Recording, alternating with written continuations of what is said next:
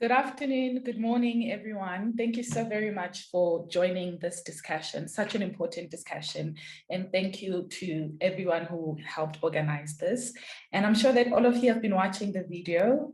It's Africa time, right? You're all here because you're inspiring African entrepreneurs. You care about what's happening on our continent and you want to make a difference through entrepreneurship.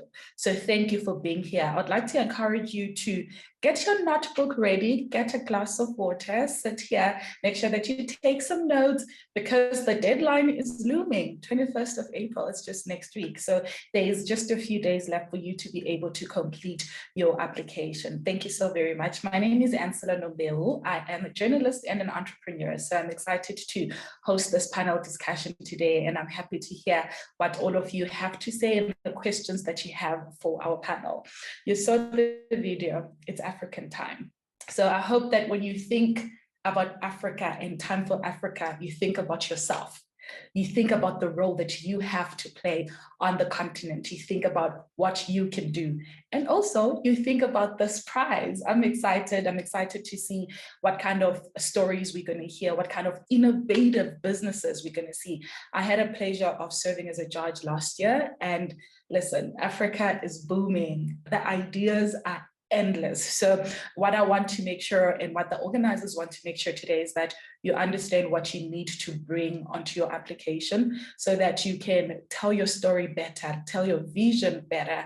So thank you so very much for everyone who is here. A few house rules.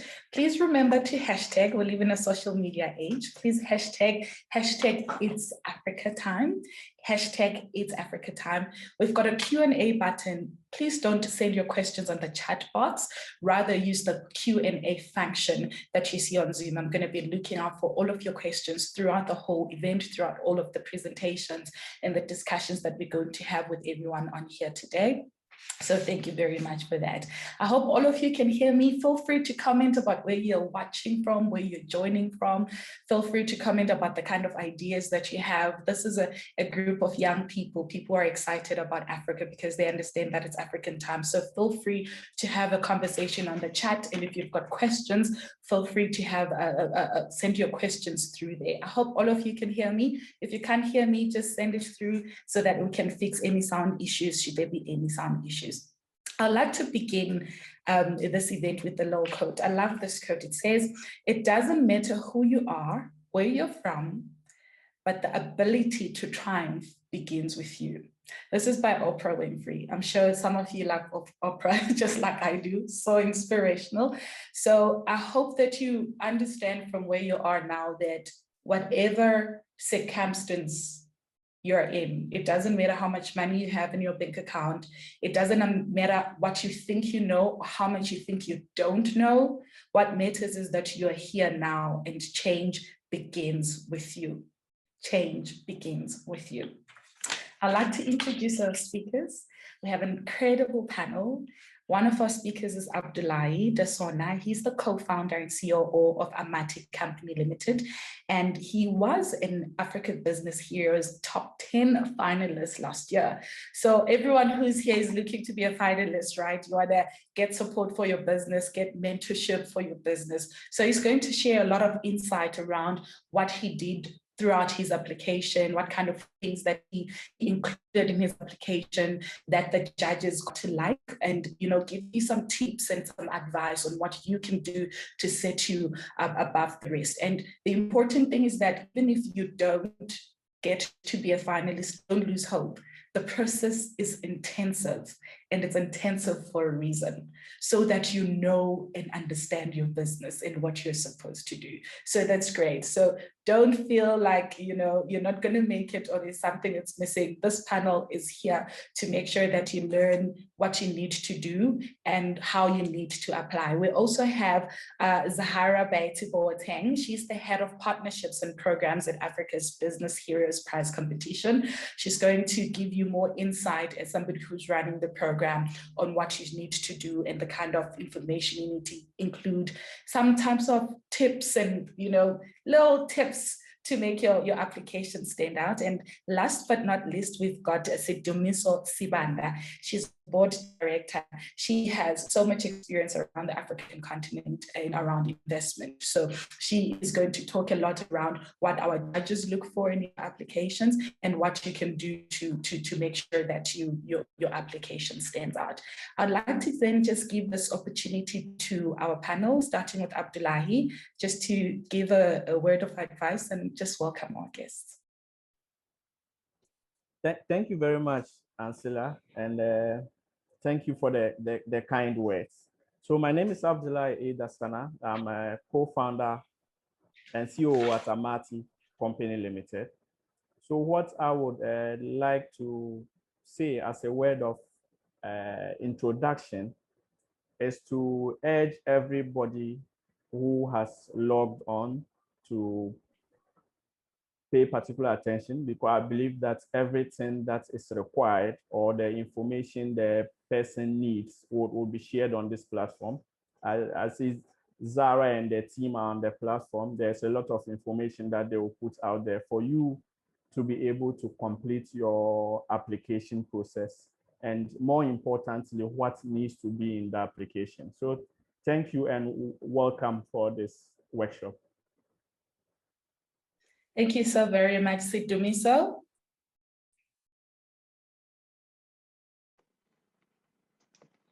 Hi, everyone. It's great to see all the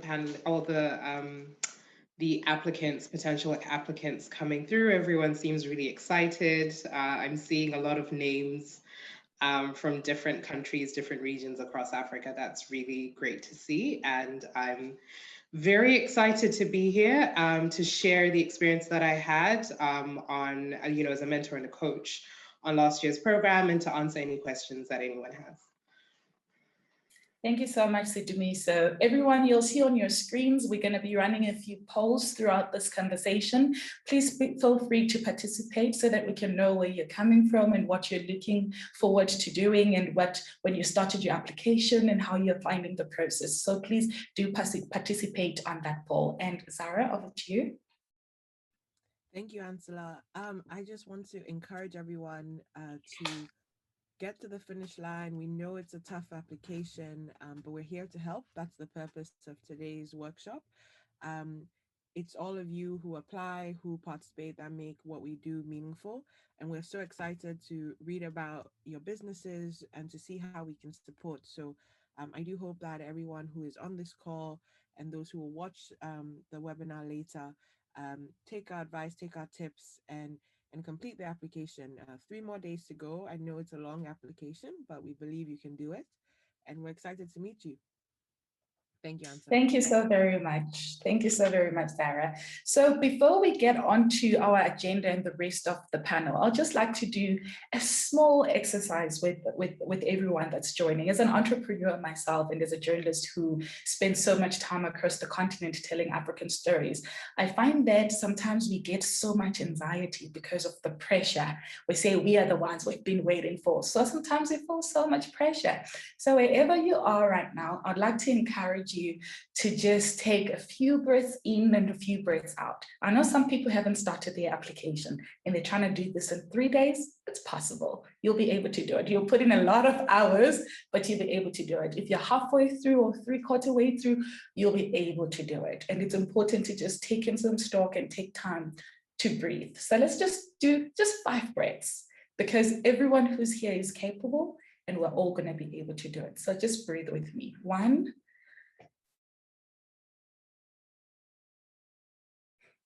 2,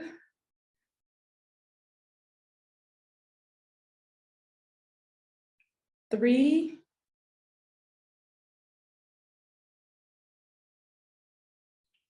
4, and the last one.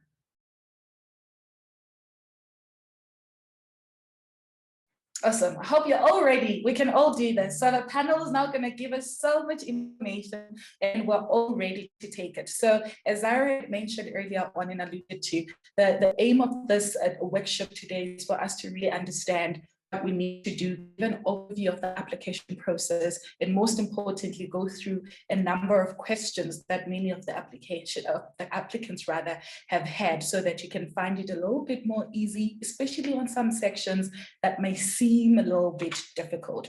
Don't forget to send through any questions that you might have on the Q&A function of this live. And if you've got anything that you want to say to anyone else who's watching, feel free to go and have a conversation on the chat box. So Zara, I would like to start with you, because I think this is an important question, and it's important for us to just understand what it is that you're looking for. What do you look for in applicants? Sure, I would be happy to take us through. So, as the name of our competition suggests, ABH, we're looking for heroes. I put the picture of our grand prize winner from 2019 on the screen. And many people ask us what we mean by heroes. So who is a Africa business hero? So this is someone who is passionate, who has a clear vision and a mission. There's something that they are deeply committed to pursuing. They have purpose, they're bold, they're resilient. They're addressing a significant problem within a community, within their society in an innovative way. And at the end of the day, they're change makers, they're impact oriented individuals. So the name of our competition is telling. We're not looking for just businessmen and women. We're looking for individuals who are leveraging business to create change, which is why the heroes is important. So profit is not the most important thing. Impact is certainly very important. But at the same time, we use the word business to remind people that we're looking for individuals who are creating change in a financially sustainable manner. So this is something that would be a business that is robust, that is financially sustainable. So I think just from our title alone, hopefully you get a sense of who we're looking for. And so what do we want, and why do we have this rigorous application process? We want you to take advantage of the application to tell us your story. Tell us how you're using your business to create change for your community. So the application is designed for you to do this. And so really, we're just looking to learn more about you. And we hope that you take the opportunity to do so. At the end of the day, we are looking for heroes.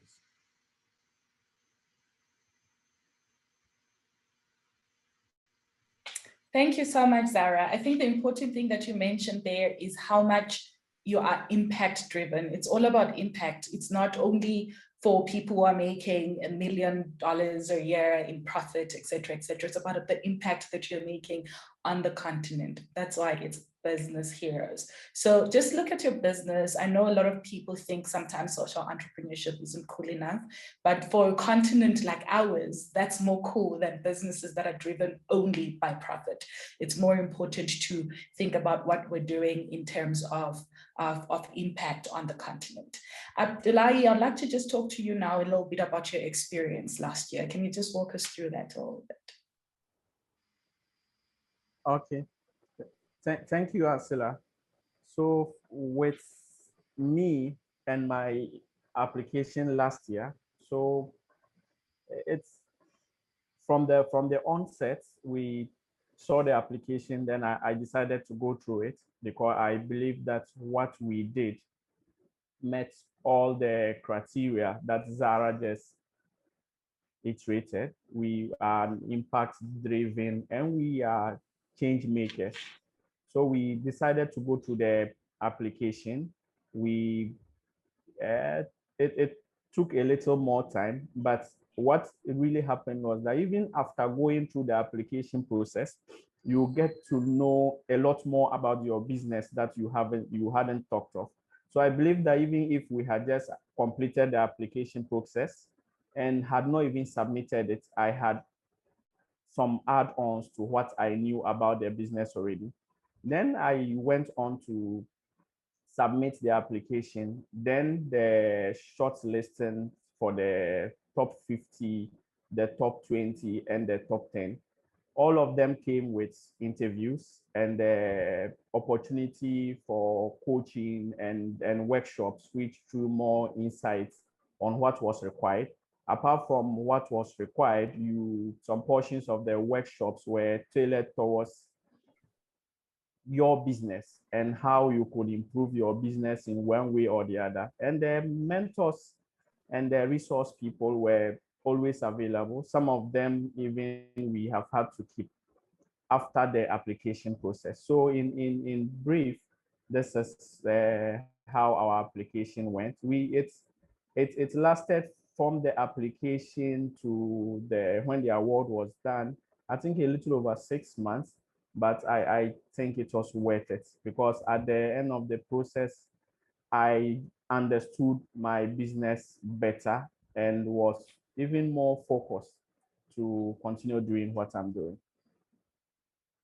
Thank you, Abdullah. I think one of the key points that you're mentioning right now is understanding your business better just because of the process. That might seem intense, but it actually helps you understand your business better. And can you just tell us in a few words how people should tell their story? If you're to give somebody who's on this conversation now advice on how to tell their story, what would you say to them? Okay, so thank you, Ansela. So I would advise anybody on this call on how to tell your story. The most important thing I would urge is that you are authentic as much as possible. You give the details as at how they are, no exaggerations. You need to tell what really you are doing. And I think that you need to personalize your application. Your business should reflect what you are really doing on the ground.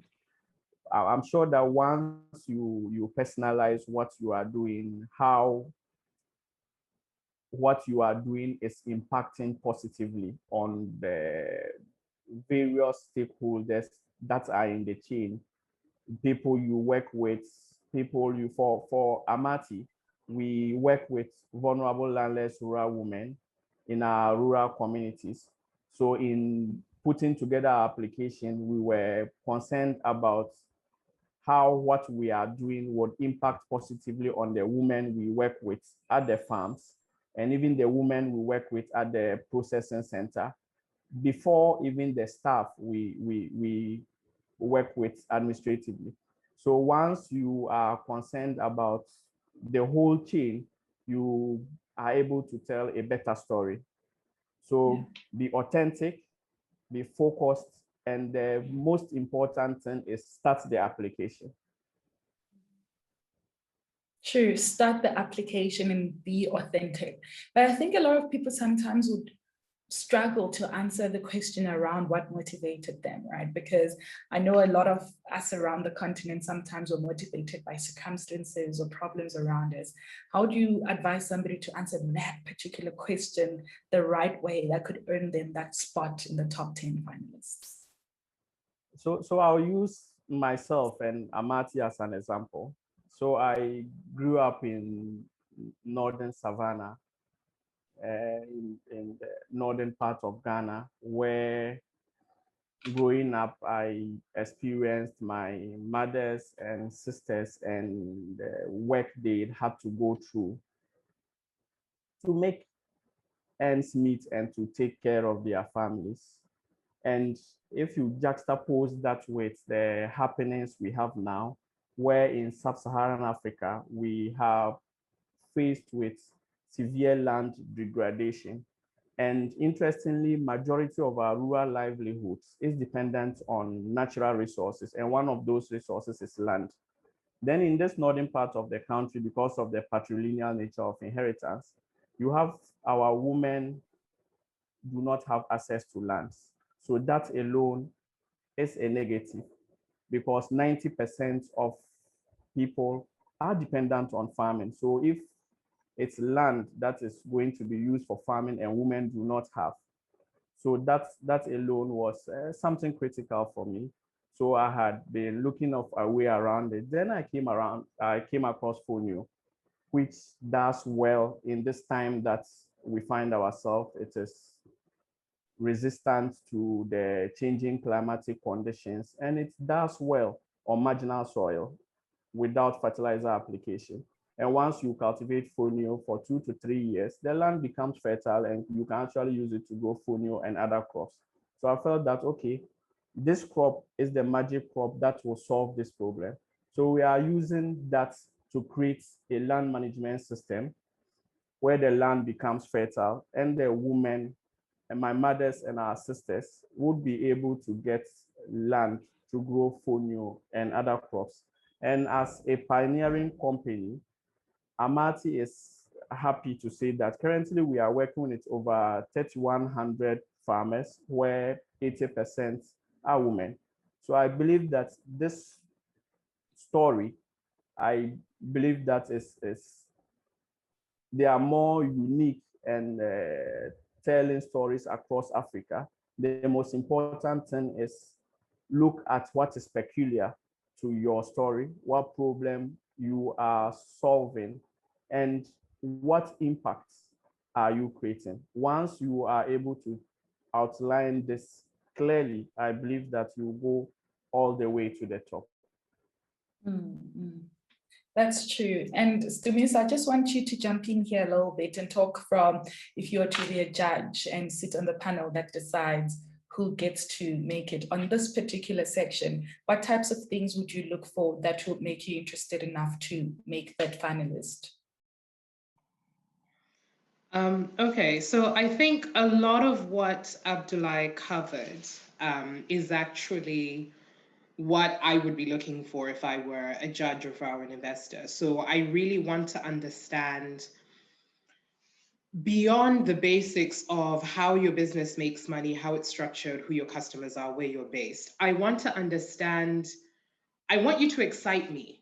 I want you to tell me a story about your business that makes me excited, that makes me think this is Africa's next big unicorn.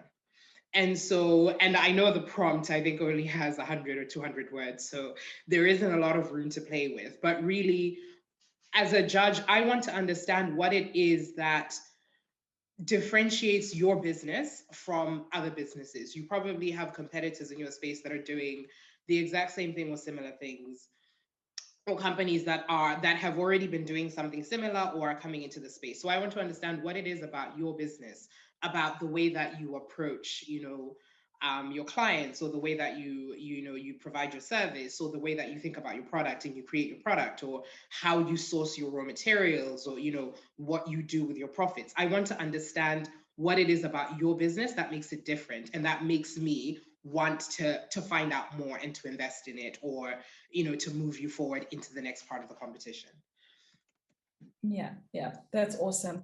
Thank you so very much for sharing, Aksatumi. So Abdullah, I just want to bring this question over to you again in a little bit more in-depth way this time. If somebody says, how do I tackle a question that says, briefly describe your business and tell us those key things, for example, what your company does, the problem that you're trying to solve, how the company makes money, and you have to do all of this in 100 words or 200 words. How do you bring all of that together? Give us some tips, Abdullah.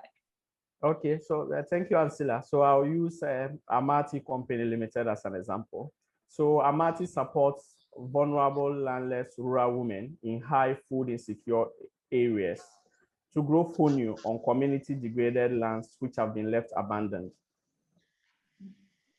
What we do is to support these women. We provide them with seeds and plowing services, whilst Amati serves as the market for their produce. We are creating a land management system where land becomes fertile and can be used to grow fonio and other crops. So as a pioneering company, Amati is happy to say that we are currently working with over 3,100 women, where 80%, 3,100 farmers, where 80% are women, and it's the produce from the fields that Amati buys, making the women earn revenue. We add value and we sell. Straightforward, concise, clear, straight to the point, to make the judges understand really what the business is about. And I think that's the key thing. I hope everyone who is watching right now really gets that. Think about what kind of business you're in. You might be selling food, you might be in the transport or tech sector, whatever it is.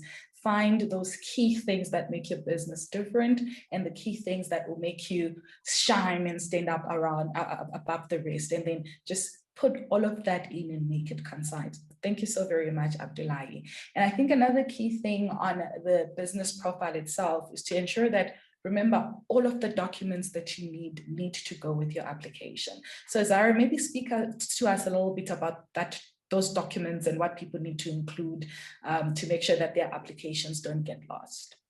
Sure. So I'll speak about the mandatory ones, and then I'll actually love to invite Sirumiso to talk about, from her perspective, key things that she would expect in the presentation, a company presentation deck. But in terms of the mandatory documents that are required at this stage, we need all applicants to submit their company registration form at the business profile section. This allows us to know that you are truly eligible, that you are legally registered in Africa, and that you meet our requirements in terms of the age of your business. And also upload your business, your company's logo, for example. So those are all mandatory documents. Now, the company deck or presentation, it's optional. It's a nice to have. It allows us to get perhaps a more visual understanding of your business, but it's completely optional.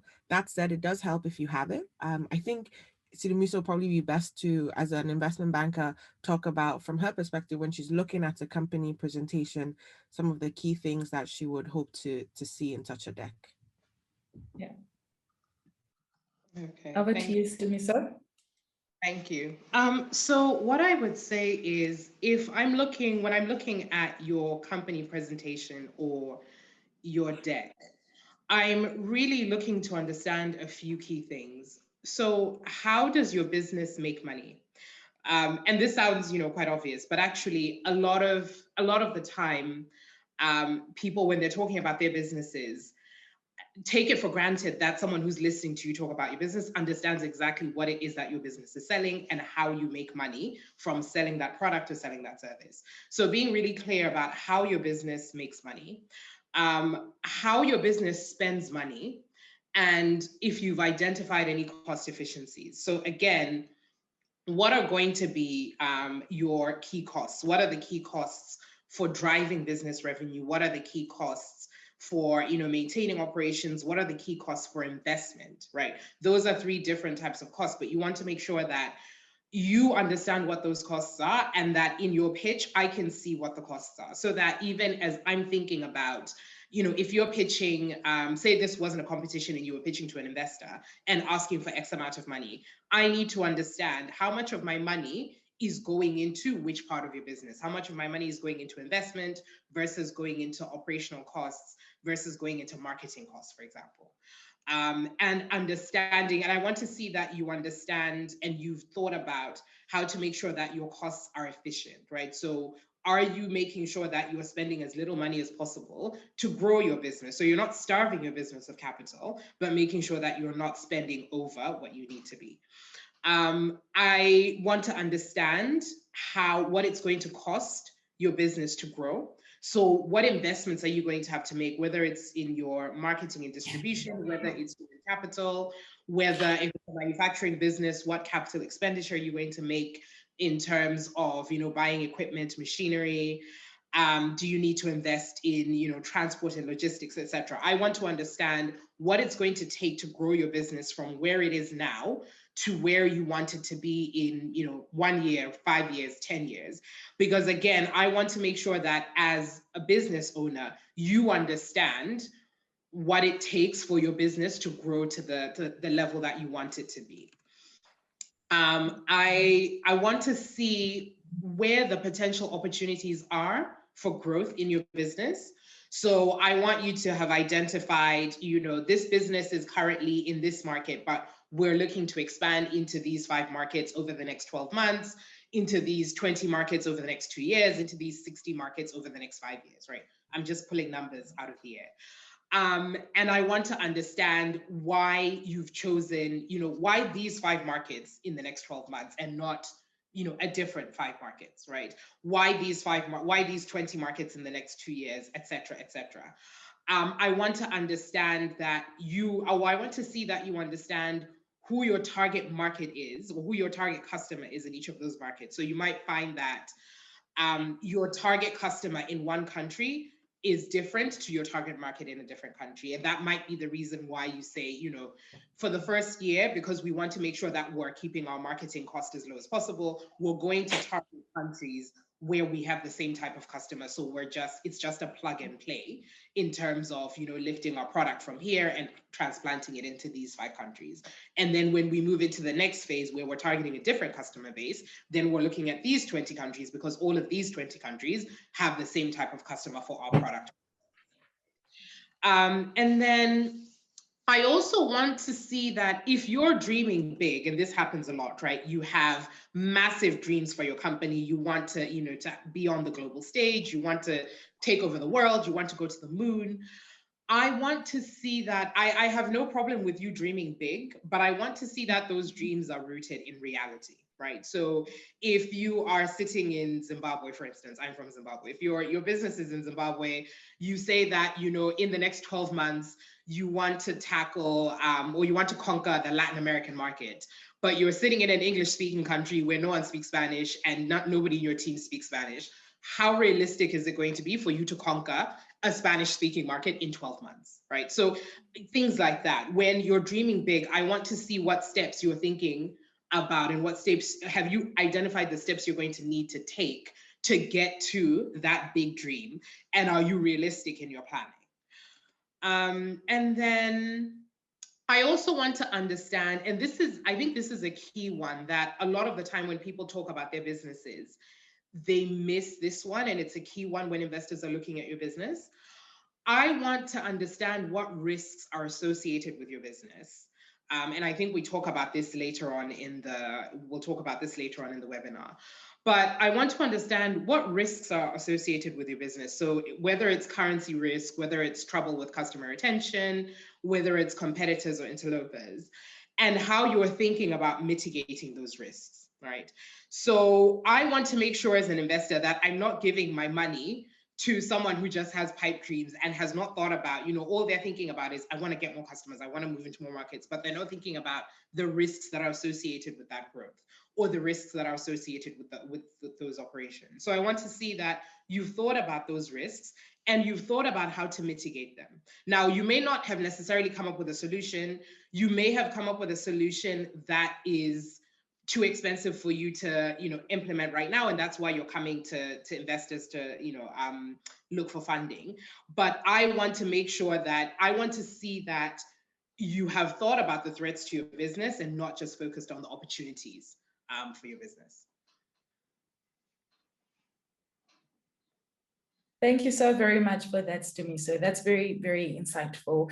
I see a few questions are coming in through the Q&A function of the Zoom. Please make sure that they're all coming. I'm looking at them all. I see that you guys are having some fun on the chat box. Continue having some fun there. And so, Stumiso, you sort of touched a little bit on this next question that we really have here on how to tackle the problem and solution question. And Abdullah, I think I want to hear from you as a former, or as a previous winner or finalist, 250 words to talk about what your problem is and what inspired you to solve it. That's very key and very important. So if you had to give somebody who is, for example, in the transport sector, for example, how would they answer that particular question in 250 words? You're on mute, Abdullahi. Thank you. I was asking what sector, transport sector? Correct. Okay. So thank you. Maybe it will be best if he uses Amati as an example, actually. Sure, he may. Yeah. Okay. So thank you. I would use Amati as an example. So to tackle the problem question, I will just see if I can share my slide. Just a second.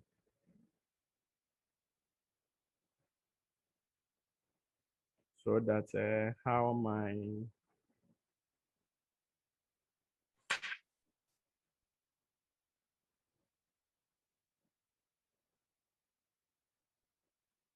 okay. So using Amati as an example, I'll just explain our problem. So at Amati, we are looking at a land tenure problem. So currently, Sub-Saharan Africa is hard hit with desertification, and the challenge that we are having is that we are losing 12 million hectares each year to desertification alone. And we in Ghana are losing up to 20,000 hectares annually to desertification. And in rural settings, we have majority of the rural livelihood depending on natural resources such as land. And the women we have in northern part of the country, that is about the 5 northern regions, because of the patrilineal nature of inheritance, they do not have access to land. So the land these women can have access to are degraded lands or lands that have been left to fallow. So this is where Amati comes in with FONU. So Amati supports this landless rural women in this high input secure areas. We engage the chiefs to release these lands that are not fertile and abandoned because they will not use it for anything anyway. So we facilitate to release these lands to the women. Then we support them with seeds and plowing services and trainings to cultivate fonio on this community abandoned lands. So once fonio is cultivated on these lands for 2 to 3 years, the land becomes fertile. Mind you, fonio does not require fertilizer or any chemical application to grow. So the inputs level, the cost of inputs is low and relatively affordable to this woman. So we support them to grow this fonio. We buy the fonio that's serving as the market. A lot of the time, the challenge has to do with what to do with the produce when you cultivate them. So Amati serves as a market, adds value to this fonio that is purchased from this woman. The women make money. They make money to take care of their families. Amati takes this fonio, adds value. We have a set of another women processes that processes it into high quality fonio for both our local and our export market. So this is how our problem looks like. Very clear. Thank you so very much for that, Abdullahi. And Stumiso, you touched a little bit about, the market and the profiles, etc. I want to just touch a little bit on if somebody is then asked to describe their overall market as an investor, what do you look for? So how does somebody break down that market? Because I could say I'm starting a farming business and it's $1 billion business, but is it really $1 billion business for me? So how do I break down that market size and the profile and the portfolio of the people that I'm trying to service? Okay, so this is actually a really important one, and I think it's one that a lot of businesses struggle with. So when I think in the application, the prompt specifically asks about an addressable market. And my favorite example of this is Nigeria. I'm sure there are Nigerians on the who are listening into the call. But when you have a company coming into, moving into the Nigerian market, the first thing they say is, oh, well, this is, a massive market. There are 200 million people in Nigeria. That's the size of, that's 2/3 of the size of Europe or 2/3 of the size of the United States.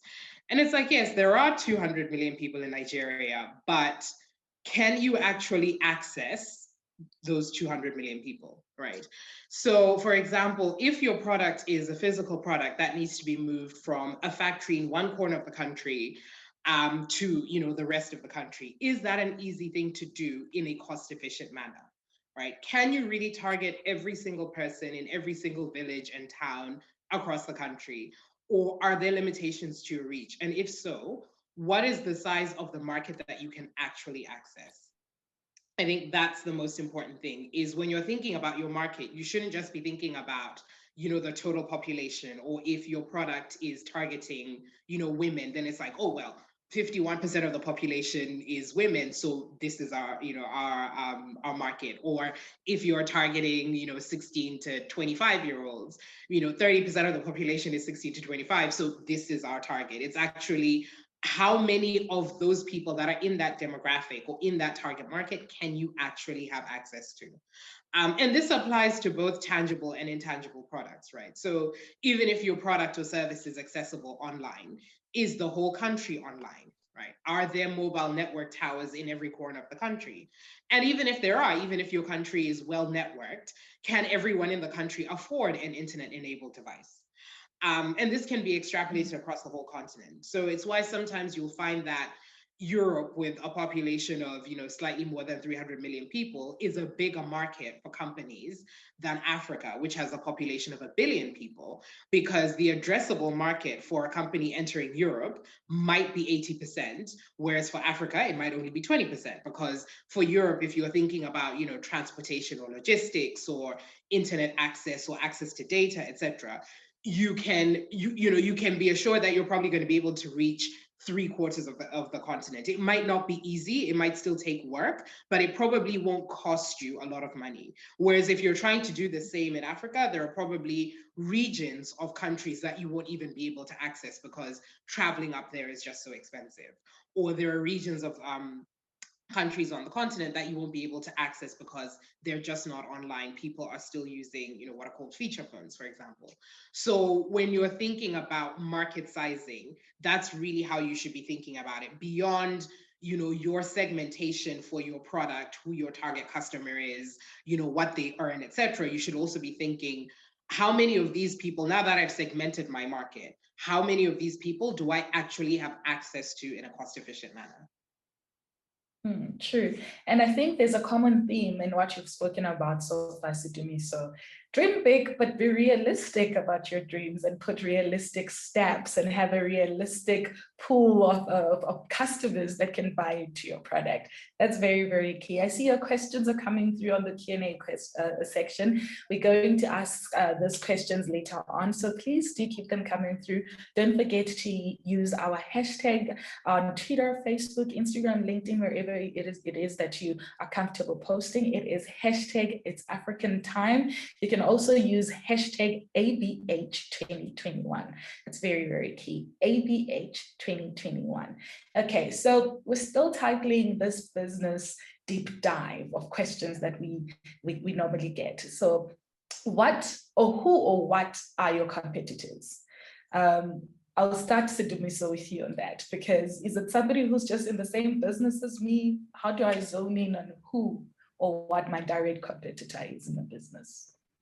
Sorry, speakers, if I can just ask you to speak a little louder. We're getting some messages that we're not that audible. Was that to me? I think it wasn't specific, so just in general. Okay. Okay, hopefully I'll try and move closer to the computer as well. So the academic answer to this question in terms of, you know, who are your competitors, what types of competitors are you thinking about or are you looking at? There are 3 main types of competitors that a business might have. So there are your direct competitors, so companies that sell the same thing that you do or sell the same service that you do. So for example, Coca-Cola and Pepsi are direct competitors of each other in the soft drink space, right? So that's a very easy example for people to understand. And then you have what are called indirect competitors, which are companies that sell a product or a service that is in the same category as yours and could act as a substitute for yours. So an example of that would be Coca-Cola versus a juice manufacturer. So let's say Tropicana, Minute Maid. I'm trying to think about who the big juice manufacturers are on the African continent. Those are the only two I can think of. But if you think about it, Coca-Cola and what is orange juice, right? It's just a flavored drink that you use to quench your thirst that costs you money and is an alternative to water, right? So those products are not exactly the same, but they can be used as a substitute for your product. And then you have what are called replacement competitors. So those are companies that sell a product that is different from yours and that is in a different category, but that they could choose to spend money on instead, right? So if we're still sticking with the drink example, if you think about it from the perspective of why are you buying Coca-Cola or why are you buying juice? You're buying it to quench your thirst, right? So you want something to drink.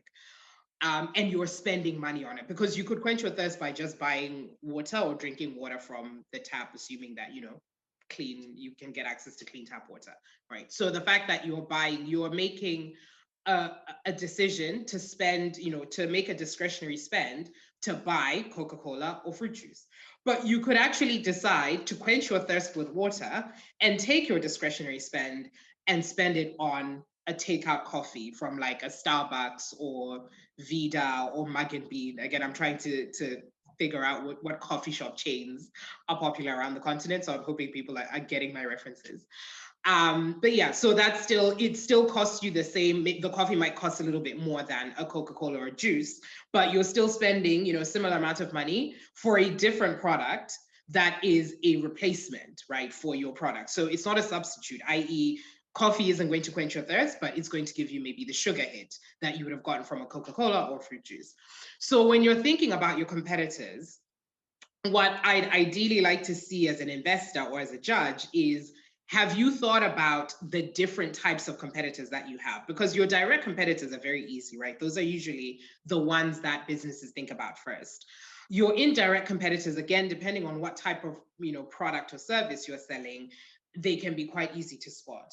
But what are the competitors that that are not in your category? They're not competing directly with you for your customers, but your customer could choose, instead of spending money with you, to go and spend money with that other person and find another way to solve the problem that your company is solving. So when you're thinking about your competitors, that's how you should be thinking about, identifying who your competitors are, or who your potential competitors are as well. So who are the competitors? Who are the companies that are not doing what you're doing, but have the capacity, have the scale, have the data, already have the customers to be able to do what you do? So a really good example of that would be Uber, right? So Uber, we all know Uber as being a ride-sharing company. When we think of Uber and who Uber is a competitor for, we think of taxi companies. But in the wake of the pandemic over the last year or so, Uber is in certain countries, maybe not in all their markets, but certainly here in the UK where I'm based, Uber has become a competitor for food delivery companies, right? Because suddenly all you need is to be able to buy food and, to pay for food on an app and to have someone pick it up and drive it to your house. So if a company like a Deliveroo or Just Eats, which are food delivery companies, so the equivalent of Mr. Delivery in South Africa, for instance, right? Companies like that 5 years ago would not have considered a taxi service or ride sharing service as a direct competitor to them, because they were like, no, we're in different markets. Yeah, we both use vehicles, but we're not doing the same thing. But suddenly the landscape changed and Uber Eats, which is now a food delivery service, is now a competitor for a traditional food delivery service. So you should be thinking about your business in that way as well. Not only who your direct competitors are right now, but what companies could potentially become competitors for you if circumstances changed, if they decided that they wanted to enter your market, they see potential in your market, and it doesn't cost them a lot to be able to enter that market. Yeah. Thank you so very much. We've got another poll that's running. Please just look through the polls and answer as we go along. And Abdullahi, I'll just like to come to you now about value add. How would you tackle a question like that for your business for this particular competition? Okay, thank you, Ancilla. So for the value add and competitive advantage, I think that this is where you can differentiate your application from what others are doing. And this is where I think that if you give it a little more thought, you get to explain what is unique about your business. So for value add, I will just say it's what are you trying to improve? And for competitive advantage, I would just indicate that it's what uniquely thing do you have, or what unique thing are you doing that others are not doing, or it's a little different from what they are doing. So I'll use Amati as an example. So for a competitive advantage angle, Amati being the pioneering company in the revival of Fonio, we have the first mover advantage, which is a competitive advantage to us. Also, we are located at the heart of the northern savannah. We are located in Tamale, which is in the middle of all the 5 northern regions. So what that means is that we are able to scale into any of these regions, and even into the southern part of Burkina and villages around, communities around Togo, that's the eastern part of northern Ghana. Then also, Fonio is unique, such that the shareholders, the farmers we work with, are not only cultivating Fonio because they want to make money, but they know the impact or positive impact that Fonio cultivation has on the land that they cultivate on. So apart from making money, they would want to still work with Amati, because once they grow Fonio, they end up with fertile lands. So basically, these 3 things are competitive advantages Amati has. And I believe that with this portion of the application, once you pay a little more attention to what you do, just think critically about what you do, you'll be able to identify what value you are adding and what gives you an edge ahead of anyone who is even in the same industry as you, or is doing something similar. That's very, very true. And thank you so very much for adding your 2 cents on there. Is there any section, Abdullahi, that you found very difficult that you would want to advise perhaps the applicants for this year to pay a lot of attention to?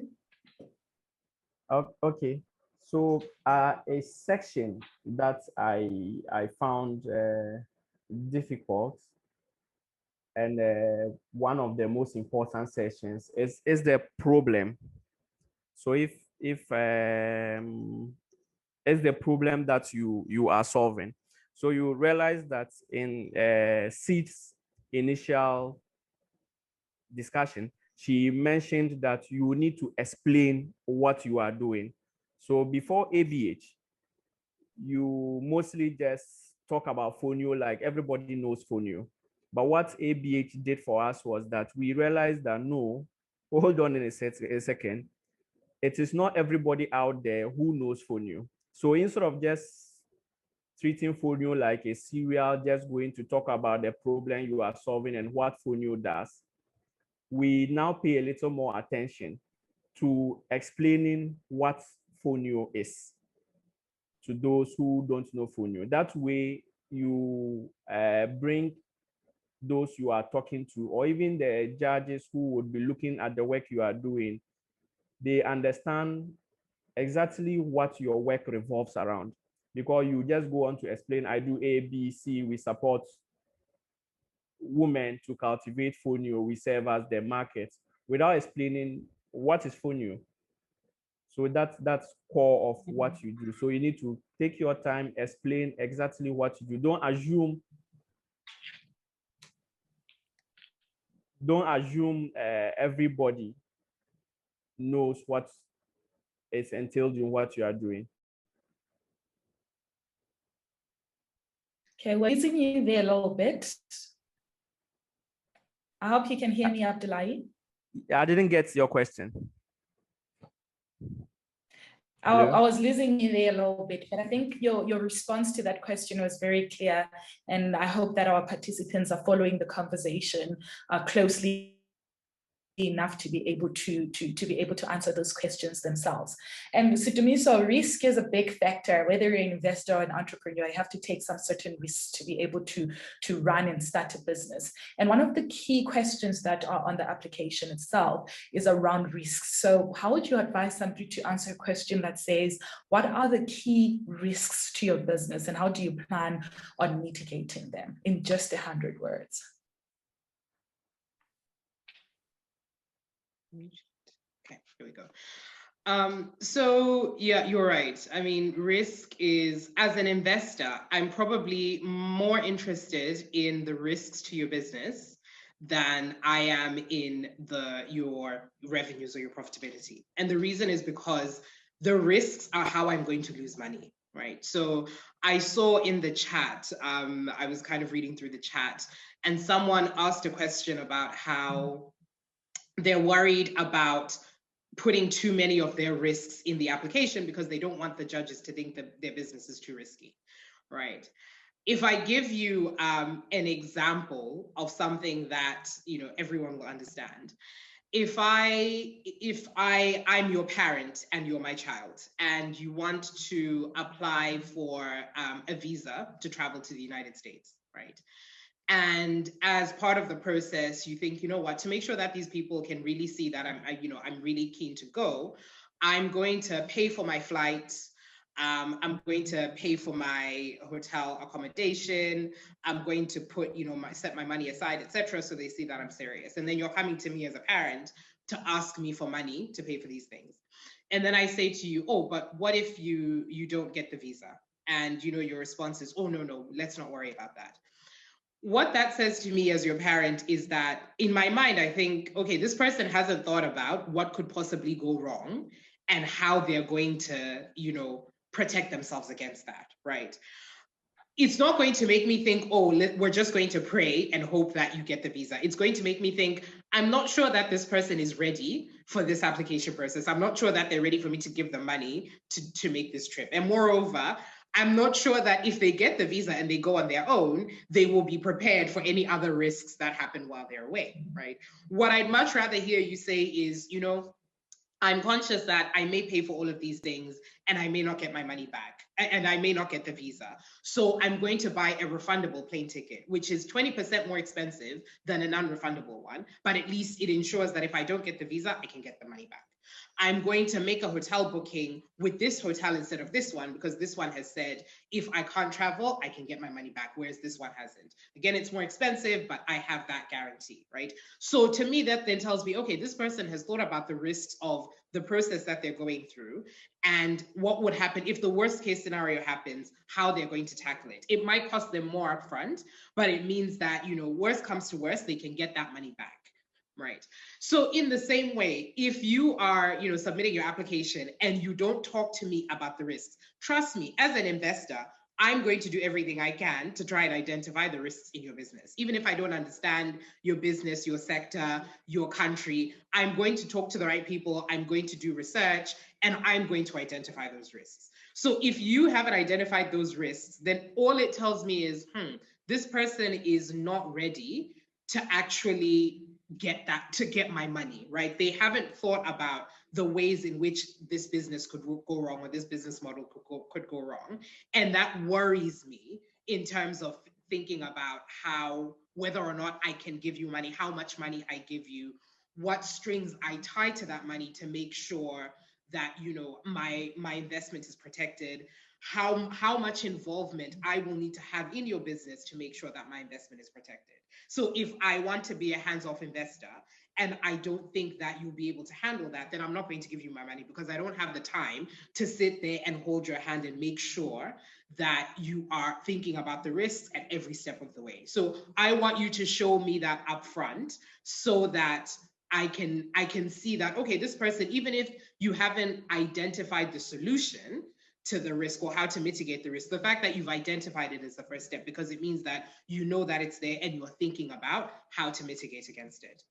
In terms of the types of risks that you should be thinking about. I mean, this is stuff that you can find on the internet, but there are maybe 4 or 5 main risks that you need to be considering for your business. So your strategic risk, i.e. a competitor comes into your market, or like we discussed before, an existing company decides to come into your particular category and to compete for your business. Operational risk, so the breakdown of key equipment or processes, a key employee or a key set of employees leaving. How are you mitigating against that? Financial risk, so things like rising interest rates, foreign currency risk, which is a big one on the African continent, defaults from customers, compliance or regulatory risks. So, for example, the introduction of new rules or legislation that suddenly make it difficult, expensive, or illegal to run your business. So I'll use the online gambling sector as a brief example. So in a lot of countries around the world, the government hasn't actually come out and said, yes, you can set up an online gambling company, or no, you can't set up an online gambling company. So I'm talking about, companies where you can go online and bet on the outcome of a sporting event. Or you can bet on, different elements of that sporting event, or you can go and play online casino games, etc. A lot of countries have actually just not made any rules or regulations about that. And so if you decide you're going to go into one of those countries and set up a business, or you don't have to physically be there, but you set up a business where you're targeting customers from that country, because the government hasn't said that it's not illegal, right? You can be operating your business and everything is fine. But if one day, the current government has a change of heart, or a new government, and suddenly decides that, we don't want gambling in our country, so you can't operate this business. Suddenly you're losing a lot of money, you're losing a lot of investment. And you suddenly operating illegally in one country might affect the licenses that you have to operate in other countries, for example, where you might be operating in countries that require you to always be on the right side of the law in all the other countries in which you're operating. Or they might say, okay, we're going to make a ruling about this. Yes, it's legal to run this type of business, but your license is going to cost $500 million. So suddenly it becomes expensive for you to get the license to be able to run your business legally. So those are the types of, compliance, regulatory risks that you can be thinking about. And then reputational risk, which is damage to your reputation that can cause you to lose your customers. It can cause you to lose good employees. It can cause you to lose good supply contracts, advertising, or sponsorship contracts. I mean, we see this all the time with famous people, etc. So your business might not be affected by all of these risks, but when you're thinking about the risks to your business, you want to make sure that you're thinking about all of these different risks, which ones are most pertinent to your business at any particular time, and how you're thinking about mitigating against them. Very true. And I think that's very important. The main thing that you've mentioned there that I want to reiterate to the applicants for this year, don't be afraid to list your risks, because it shows how much time you've spent thinking about your business and how much you understand the sector that you're getting into. That will give the judges the confidence to believe in your idea and believe in you as an entrepreneur. And I know that a lot of people on the chat have been talking about whether we prefer social enterprises more than, the more regular types of businesses that are mostly for profit. And I think that, Abdullah, you can title this question together with the business and revenue model question that we have on the application, and how you would tackle that. Okay, so I'll just share my screen again, just so that I can give a better perspective. So at Amati, this is the model we are running. So what we do is that we support the farmers we work with plowing services, with seeds and training. Then we buy the fonio at the buying centers. We process at the factory, then we sell to both local and the international markets. So basically, the business model should be able to tell anybody looking at it, how are you making money? So if you are running a business that is for profit, you need to be able to make money such that tomorrow your doors are still open, because you have costs that you need to attend to. So anybody looking at it should understand plainly. You should be able to explain in very basic or simple terms, this is where the money that we are making is coming from.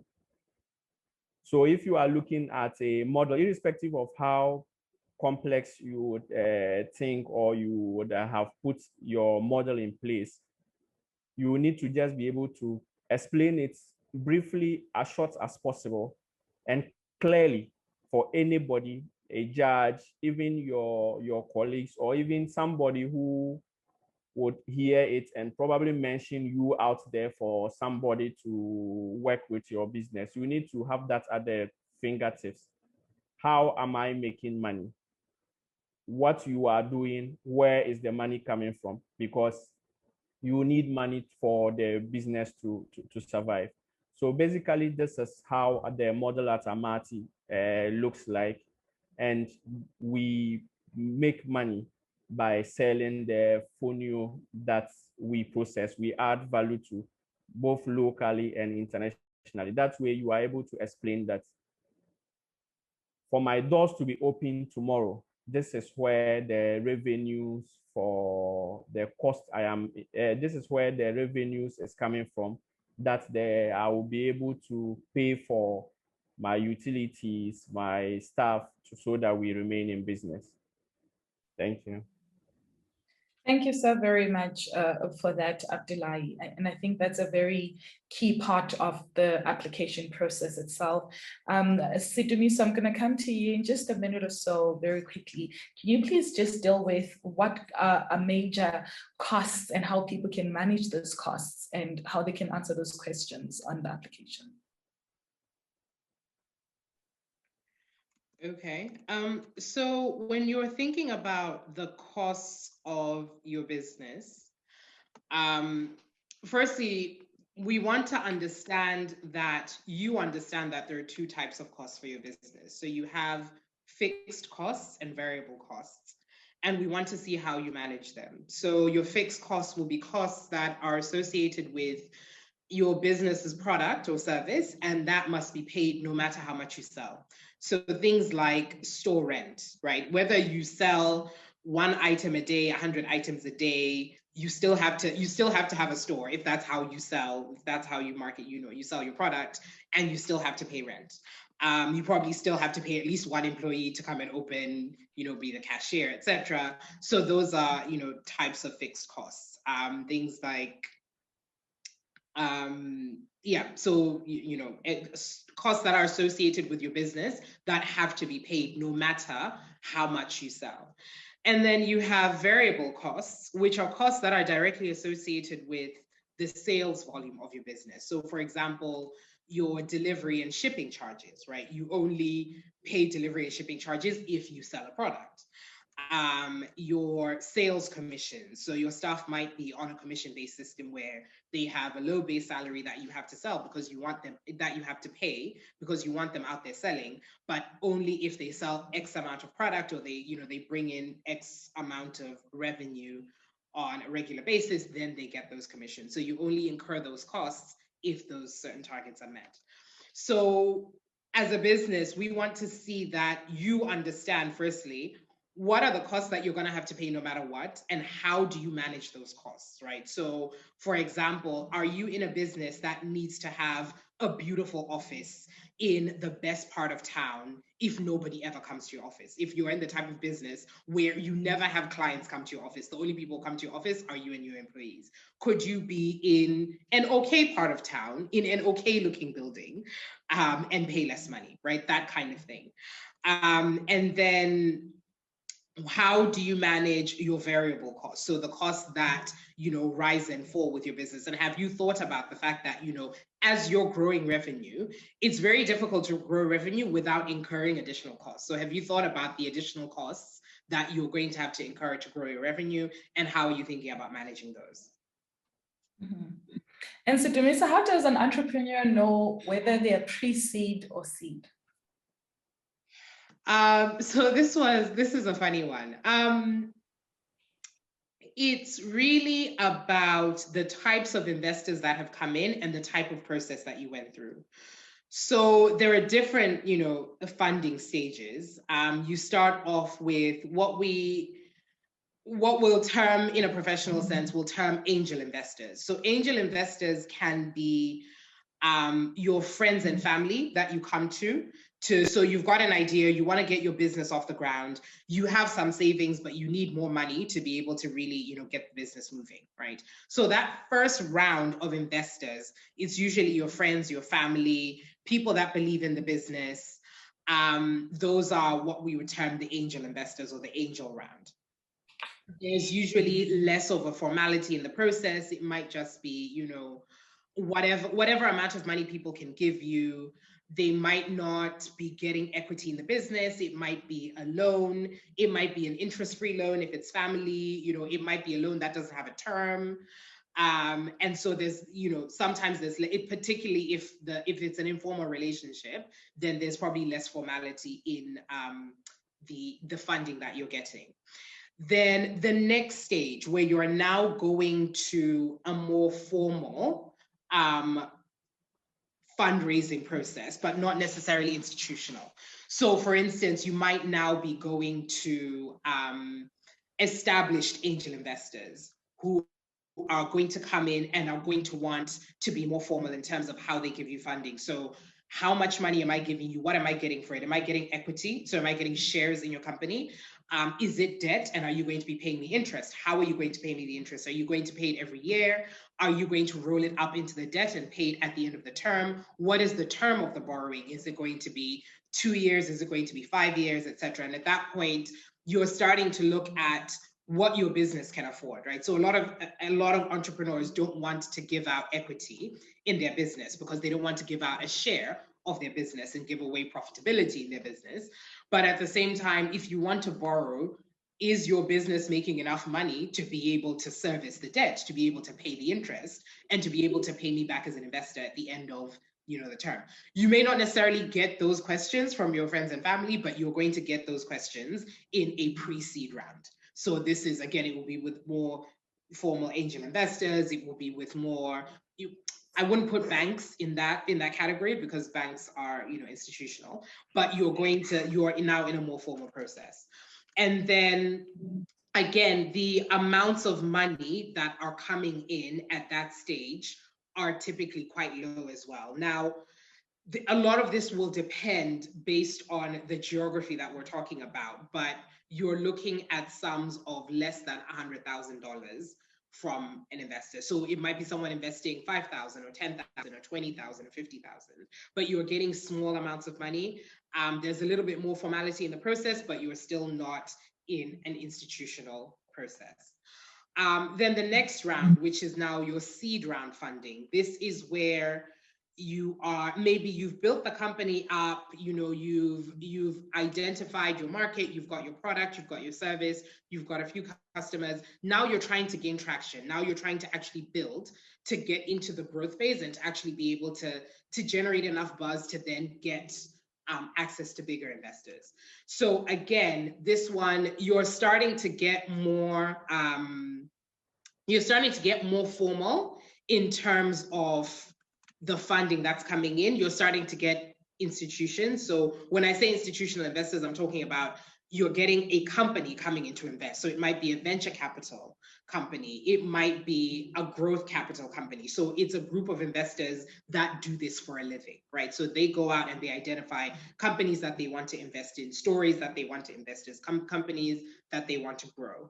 And so you're coming in, there's a contract that you're going to negotiate. You might be talking to a company that says, look, our standard policy is we give out $100,000 and we get 10% of equity. There's no negotiation around it, right? So if you want us to invest in you, we're going to give you this money and this is how much equity we get. Other companies will have different term sheets where it's like, okay, we'll look at your business on a case-by-case basis. And depending on what you're doing, how much you're making, what we think your business is worth, we'll suggest how much equity we want and how much we're going to give you for it. So we're starting to value your business, right? Your business is starting to have a valuation attached to it.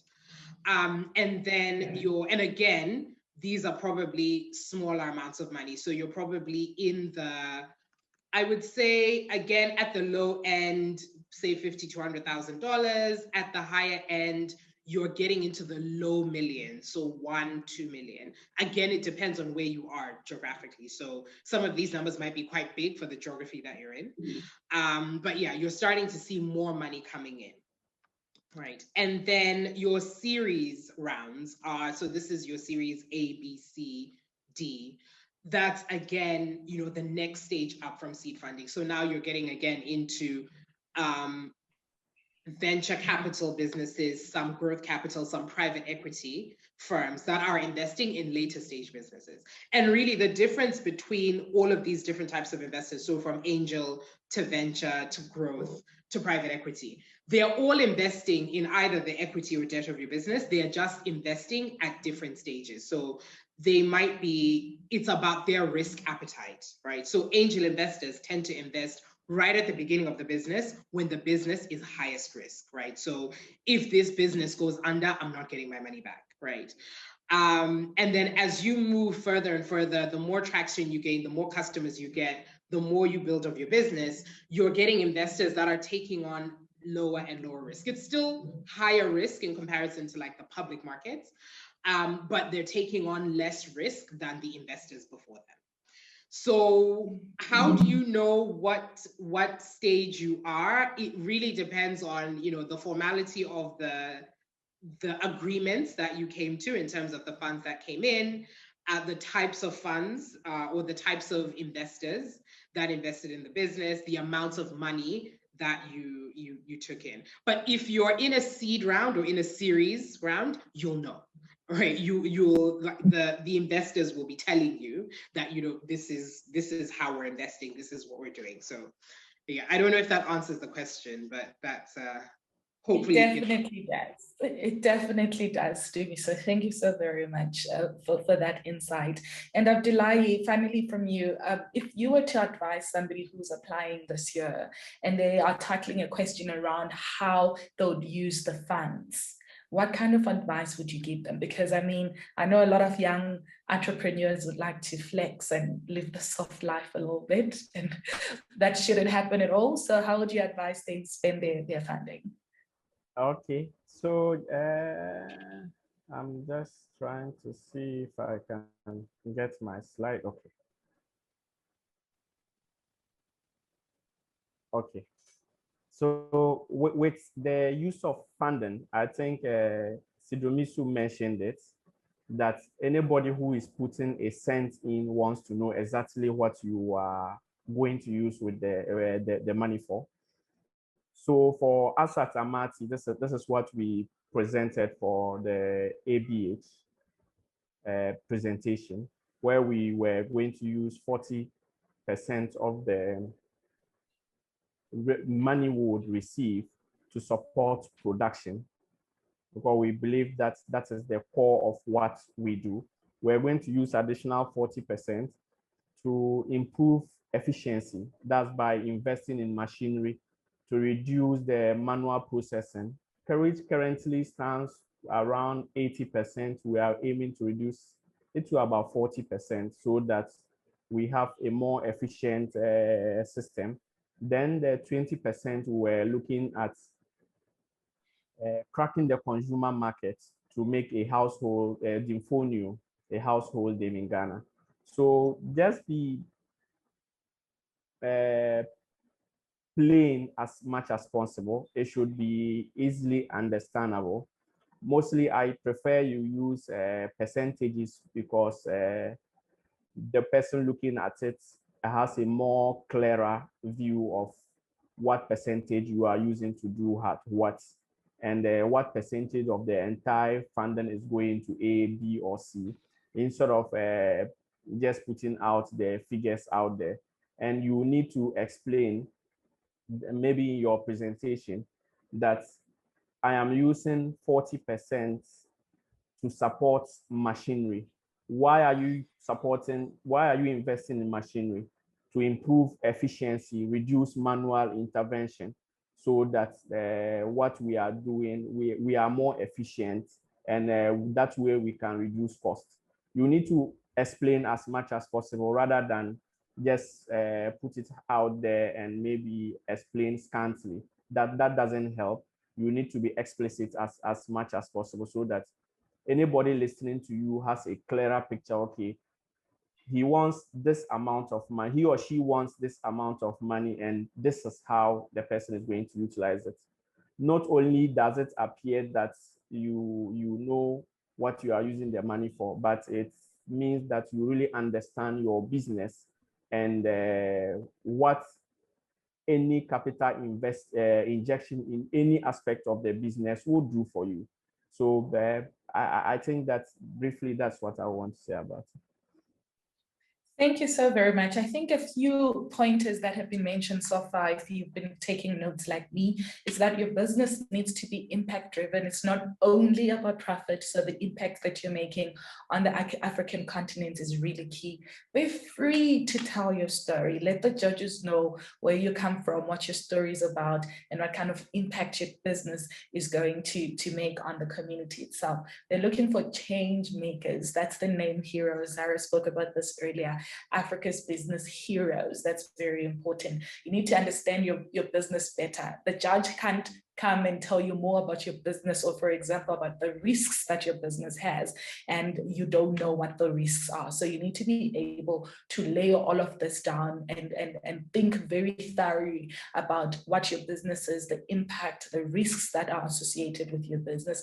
And competitors, Sidumiso mentioned that it's important not to only think about your direct competitors and competitors now. Think about the changing landscape. For example, if you started your business 2 years ago, perhaps certain companies that were not necessarily your competitors before COVID-19 are now your competitors.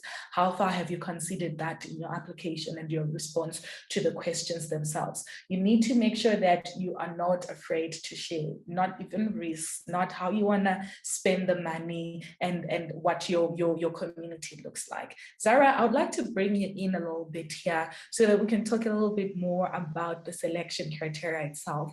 And I saw in the Q&A section, a lot of people have been asking around social impact and what businesses are most likely to be selected. Can you please tackle that for us, please?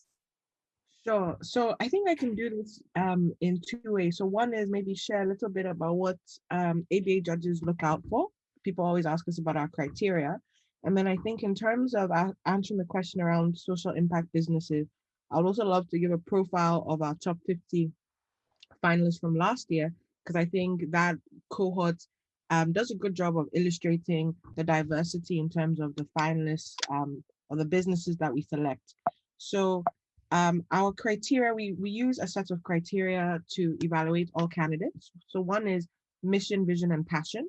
As I mentioned, we're not just looking at the business itself, but we're also looking at the founder as to whether or not this person is a mission-driven individual, whether or not they have a vision they're trying to achieve that they're passionate about, and who they are as a person, which is why the founder profile is important, and which is why we also ask our founders to submit a video introduction of themselves. It gives us a chance to really get a sense as to who the person behind the camera is.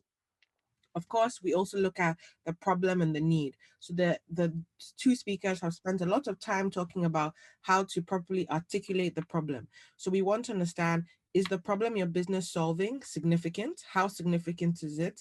And what is the magnitude of the problem? So you'll remember or recall that Abdullah provided very specific numbers and statistics to back up the problem that his company Amati aims to solve. So it's very important to do this so that our judges can properly assess whether or not you are solving a substantial problem. Also, the solution. So we look at how innovative is your solution. We've spent some time today talking about the competitiveness of the solution, the value add. So it's really important that you use those questions to really highlight how your solution is different from what is already on the market, because our judges are going to leverage that. Of course, market traction. So we want to see that there's demand for your product or service. This is why we ask that you indicate your 3 years of revenue history. This allows us to see whether or not your company is growing, whether or not there is clearly increasing demand for your product or your service. We also ask you questions around your customer base. How has your customer base changed? How many customers do you currently have? Those are very important sections because it allows our judges to, determine whether or not there is growing demand and whether people actually are willing to pay for your product or service. Now, financial sustainability is another factor.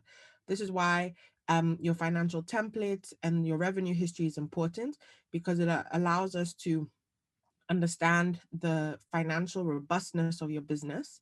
And it's also important to spend time on your business model so that we can understand whether or not your business is sustainable in the long term. Our judges pay a lot of attention to this. At the end of the day, we're given a grant and we want to be sure that the grant will go towards a business that can leverage it in a sustainable way. Team. So for us, it's important that you are working with a group of individuals, that you're a leader, and that your team has bought into your mission and vision. So really take the opportunity to submit your team video seriously. You don't need to include your entire team. 1 or 2 people are enough, but we just want to know why it is they're part of your team. And we also want to understand how you lead your team. So there's a section in the application that asks you to talk about your team, and so please take that seriously because our judges will consider that as well. And then lastly, reference. Because we're looking for heroes, individuals who are actual change makers and not just looking at a business, what your reference has to say about you is very important. So these are the general criteria that we use to assess candidates. And it allows us to select those who will move forward to the next round. So the question you asked around the businesses most likely to be selected. Social impact businesses matter strongly because, again, we're looking for companies that are creating change, positive impact in their communities. These tend to be social impact businesses.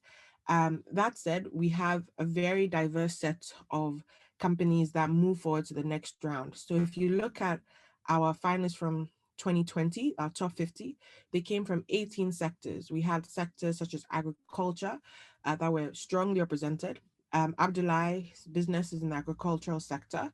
We had companies in education, in fashion, healthcare, manufacturing, transportation. So it really, really cut across. And I'm sharing this so that you fully understand that, we don't have a preference towards any one sector. We welcome applications from all sectors. All sectors are welcome to apply. Similarly, in terms of gender, we are gender agnostic. We had 50% male, 50% female in our top 50 last year. So you have an equal chance to make it regardless of your gender. We had 32% of our top 50 coming from Francophone Africa. We've gotten questions in the chat as to whether you can apply in English or French. You're more than welcome to apply in French. And as the statistics show, you stand a good chance of making it top 50, even if you apply in French. And in terms of age, sometimes we get questions as to, do I stand a chance? I'm really old or I'm really young. And the answer is yes. So for the top 50, the average age was 37. We had finalists as young as 19 and some finalists in their late 50s. So that goes to show we're really age agnostic and all ages are welcome to apply. And then countries, again, there's a lot of diversity there. So hopefully that gives a sense and people understand that we really are age agnostic, we're sector agnostic, and we welcome applicants from all sectors to apply. Yeah, thank you so much, Sarah. And if somebody doesn't make it this year, can they reapply the next year? Yes, 100%. They definitely can. We have a top 50 finalist, for example, from last year who had applied twice before she made it the top 50 and is applying again this year. So that just goes to show that, yeah, you can apply as many times as necessary. And there's almost a concern, Zara, about people in the rural areas of the continent because of lack of maybe great internet connectivity, et cetera, et cetera. Do they stand a chance in this competition? They do. they definitely stand a chance. So we actively want to see applicants from rural areas applying. One of our values is to be grassroots oriented. And so we want to see applicants from rural areas apply. Abdullah is out of Accra, which is the capital city. And we try to work with our applicants who may have internet connectivity issues, pitch and ensure that to the extent that we can address the internet challenges they have, even if it means flying to a capital city, we're able to do so to make sure that internet or things like that don't negatively impact them. Yeah, and Abdullah, talking about your experience, what benefits would you say you found as being part of this prize competition? Thank you. I'm actually smiling about the benefits because it's something which keeps coming. So I would just start to indicate that I now belong to a very strong support system across board because of the varied sectors Zara mentioned. There are some of these people, our colleagues, other entrepreneurs in other countries that we have commenced business discussions already. And also I have had to engage a lot of mentors who a number of them we still engage even after the award ceremony, which is great because you get to run some of the everyday challenges you have with them for expert advice. Then I have also gotten to learn more about my business at every stage of the application process. It's made me identify something I didn't know about the business I have been doing for a long time. And there was a sector, an angle that was introduced last year, which was more engaging, which you wouldn't find in any competition, where you had to engage customers, virtually a show angle that was brought into it. That made me do a lot of things that now we are getting to reap the benefits because it's making the product, the Infonio, go out there. I currently get no less than 2 mails every week to collaborate or inquire about what we do or to get the product we do through the program with ABH.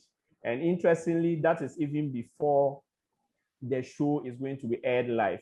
So can you imagine what will happen when the show goes on live? Because that's even an angle that would bring a lot of viewership, a lot of traction into what we are doing. So it's been a wonderful free advertisement for us. I have had to appear on a number of programs because of ABH, and you would have I have had the opportunity to explain to people what we do. And once you explain what you do, it brings the product into the limelight, and a lot of people get to try it. A lot of people want to use it. Then you are selling and you are making revenue. And what are the most important reason why you should apply? One of the reasons is that you get a shot at the ultimate prize, and that's, I believe, is an incentive enough because it's a grant that you would get to fuse into the business, which would go a long way to impact what you are doing, the communities you are working with. So it's enormous, and I may have to be keeping a list of the benefits that is coming with it because it keeps coming every day. Yeah. That's amazing, Abdullah. I'm actually also smiling along with you because I can see the passion and the excitement and how much impact this has had on your personal life and your business, obviously. Zara, a lot of people are asking on the Q&A section as well about the process itself. Can you just walk us through the process and what it looks like? Sure. If you wouldn't mind, I would also like to share some of the benefits that you get if you don't make it to the finalist stage. Because I think Abdullah did a fantastic job talking about the benefits once you get to the final stage. But I think we often, get told, well, what if I don't make it? Is there still a point in going through this really, really extensive application? So I'll just quickly walk through a few. So one is, we know that it's a long application. So one of the things we do is that we provide a completion badge to all those who are able to submit.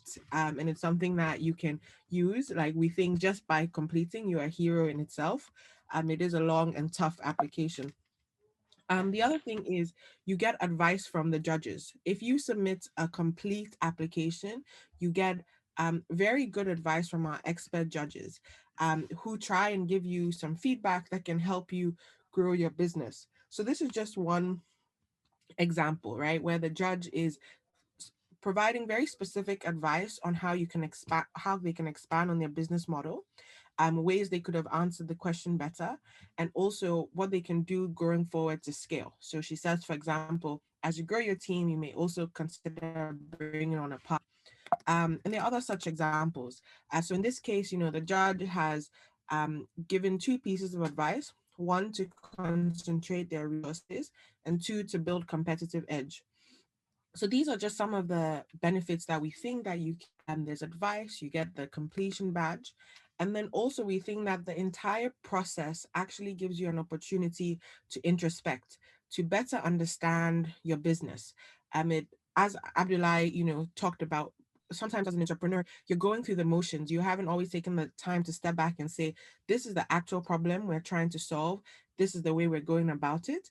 And the application is designed so that you have the opportunity to do all of this.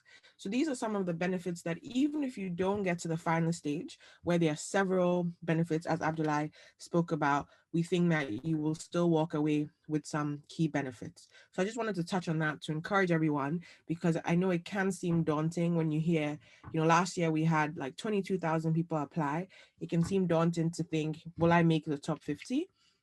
And I just want to encourage you that even if you don't make the top 50, we think that there are some key benefits.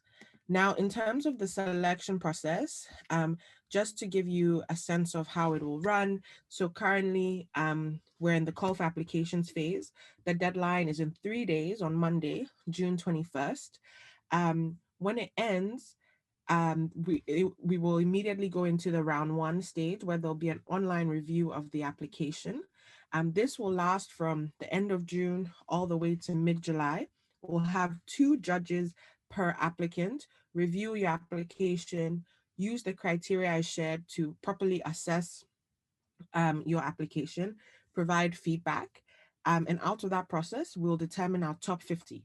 So we'll announce the top 50 in mid-July. You'll know whether or not you're top 50, or if you didn't make it by mid-July. And those who make your top 50 will then participate in video call interviews with our round 2 judges. So this will be an hour and a half long interview with 2 of our judges, who will ask you more questions to better understand your business, to understand your application, and again, to provide you with feedback.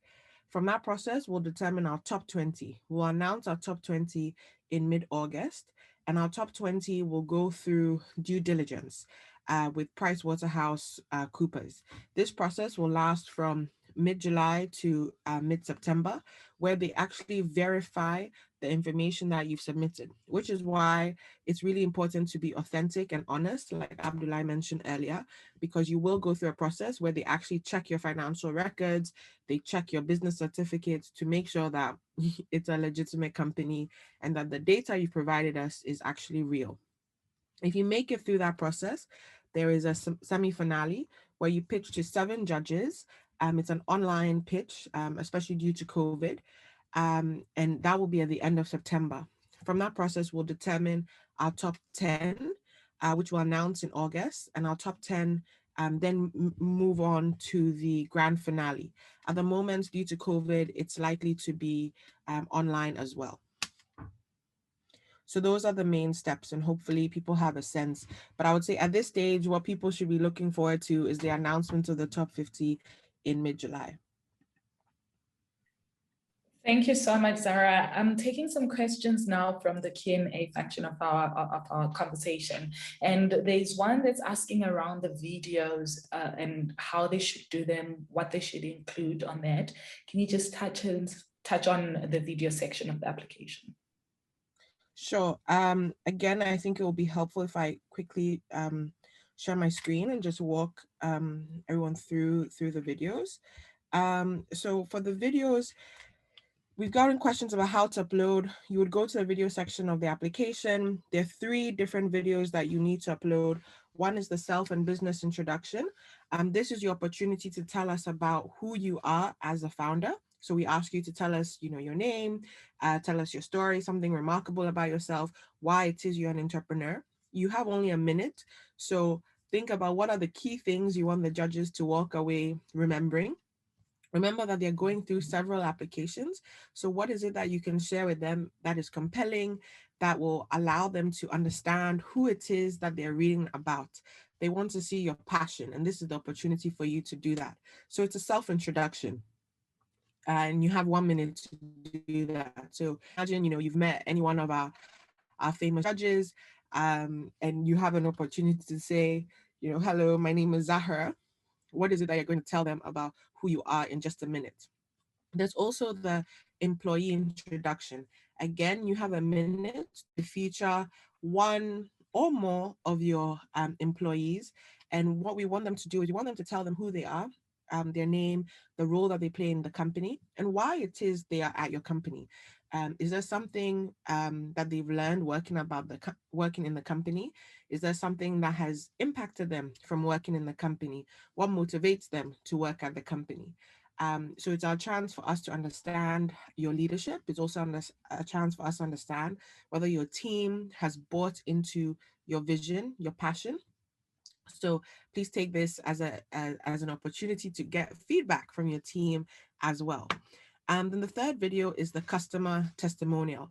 And the customer testimonial similarly is an opportunity for us to understand how your product or service is positively impacting your customers. So I recommend you feature 1 customer. You can feature more, but ideally, since you only have a minute, it's best that it's 1 person who can speak passionately about why it is they patronize your product and your service.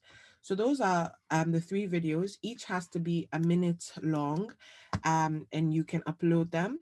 Once you've uploaded all of them, you will see a checklist, as you can see on the screen. And you'll know that it's been uploaded. And you can upload them in 2 ways. One is you can upload the file itself. If you can't do that for any reason due to network issues, you can also share a viewable link. So you can upload the video to YouTube, for example, and share the link with us. There's a space to do that on the form. If all that fails, please email info@africabusinessheroes.org, and the team will assist you. But please try the first 2 methods first. So that's all about the video, and hopefully that gives some clarity. Definitely does, Zara. Thank you so much. And finally, Zara, before I let you go, is there an opportunity for one-on-one mentorship? You mean within the application or afterwards? Afterwards, if somebody makes it, can they get one-on-one mentorship? It's one of the questions we have. Sure. So yes, they can. So what we aim to do is we aim to connect our finalists to judges. It's a volunteer thing, so we can't guarantee everyone gets a mentor, but to the extent that we can pair our judges with finalists, we do. And so that provides them with an opportunity to receive mentorship. And so there's often an opportunity for that. I know Sidimiso, for example, provided great mentorship to one of our finalists, and that really helped her grow through the competition. Abdullah perhaps can also share more about his mentorship experience. Definitely, take it away, Abdullah. Yes. I had the opportunity to also get a number of mentors I'm still working with. Currently, I'm still working with Hannah Feleke, who has been very supportive. She's always a phone call away to discuss the business. So it's a plus that you get when you get on board ABH. Definitely. Thank you so very much to our panelists today. I'm going to be asking a few questions just to end off. If you've got any question that hasn't been answered, please, this is your last chance to send it through now. So Dumiso, while we're taking 2 or so more questions, could you just give us last words of advice or encouragement to everyone who's looking to apply this year? She's had to step away, but she did message me to say her main encouragement to applicants is that they apply. The only way you guarantee that you are not selected is by not submitting an application. So her feedback is apply, apply, apply, give yourself a chance. Thank you so much, Sarah, for sharing that. Abdullah, from you? So I will just add that it's 3 days away to the closing date. So start your application now so that you can submit by Monday. Very, very important you do. I believe anybody who goes through the application process to just even submitting it would think on and know his or her business differently. So it's a must apply. Yeah, how long did it take you to finish the application, Abdullah? Close to a week. Yeah, it took me close to a week to complete the application. So now we have 3 days left. I believe that what anybody who wants to apply should do is to spend more hours to get it done. Once you even go through the application process, you will see that you would have missed out if you hadn't. Definitely. So if you haven't started your application yet, I suggest that you start now and spend the rest of the weekend pushing on that. But I hope that this conversation has made it easier for you to know exactly what you need to include on every one of the sections that are there. Zara, last words from you? Yes, just give yourself a chance. We often quote one of our judges, fortune favors the bold. So we hope that you are bold and you submit an application and you put your best foot forward. Put your best foot forward. And as the panelists mentioned today, even if you don't make it to the top 50, just applying will put you above the rest in your community because you'll understand your business even much better. You'll understand who your competitors are and what you should be doing. And on that note, thank you so very much and good luck. Have a great afternoon.